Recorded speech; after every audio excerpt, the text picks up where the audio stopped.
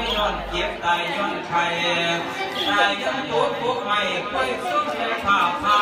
พระเจ้าอิตาภาพนี่นะตายย้อนแดดพาล้นในไทยบ้านบนสร้างเจ้ามาเขียนคือรังเทลงหวยก้อยชิ้นไว้กับปากตัวลาบเลือดหัวเมื่อเจ็ดสามมีเดิมเป็นสังเจ้าสิบ่ตายแล้วมาตายกับแม่บำตำมาก็ขอเลียอีกอันนึงแล้วมาตายจะเป็นน้ำต้มเทียได้ย่อสวยสดบ่เศร้า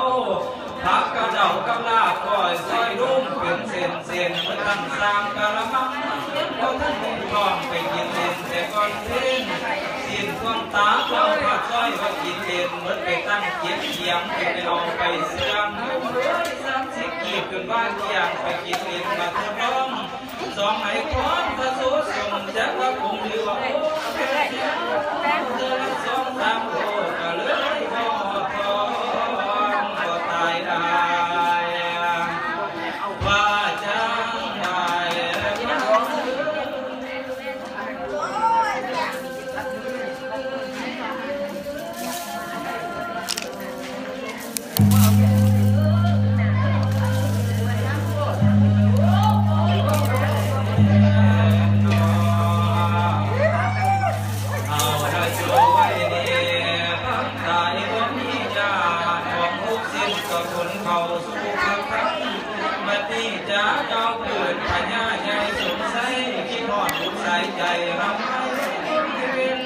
เห็นล้านมาถึงบ้านสองสุบ้านกาใจอ่อนอยากให้เด็กสันดอนกลับมาสู่บ้านใจสะท้านเดือวันไป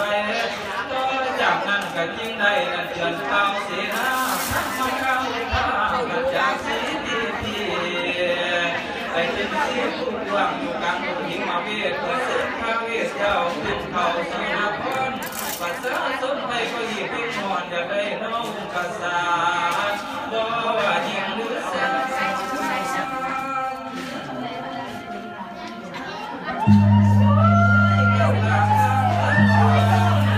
วันไหนสูงก็ผู้เทียมวันไหนก็ตรงตื้นไทยก็ก้าวเดินน้ำทางตามตลอดนะจังว่าตุที่ผ่านบ่ได้ว่ายิ่งสาวไว้น้ำเสียงคำสวดแซวแถวบ้า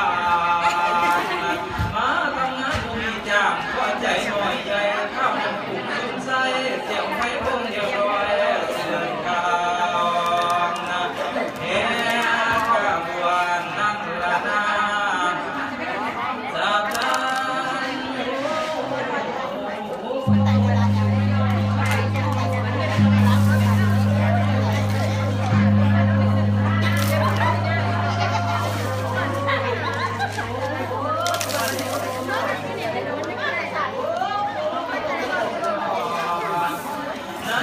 นั้นจังว่าตัวที่สว่างนั้นย้ายจากสิบที่ได้12มาโอ้เป็นที่มูภาษาเศร้าเสือเพราะว่าเนื้อหรือตายล้างลายอันนั้นนี่ของจากคุ้มทั้งของตะพุ้งยังไม่สิเล่าลงดินกินทลายพังรอตามทางมิสาตุกันเองโอ้บันตาจากคุ้มยังเกินเพียงไล่เดือดาตากล้วยอ้อยมีละหอยหักหมดน้ำจังนามเพื่อซื้อโนบุติสาคนนี้ก็เดินกันมากับมากไม้หลายตัวหมอเราทุ่งฟ้าวิหารการโดนความกันยังเดินมุกมุกุนชะโลสร้างเดี๋ยวมาเห็นเสียงสนุกมากโดนเต็มทางระวังทางมีธรรมะและสร้างอนันต์หักขยับตีนเอาสุรามาดินใส่กระทำมาทุกตาอยากเป็นอย่างคนกลุ่มสรุปความคนในดาวใครยังหมดแต่บุญ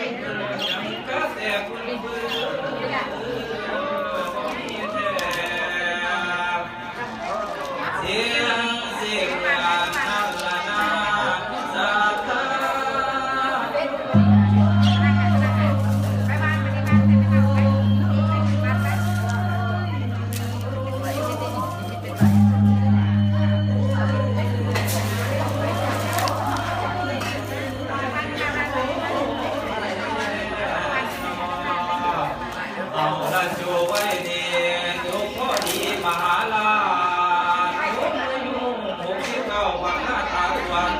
สิโยวันจะไว้ก่อน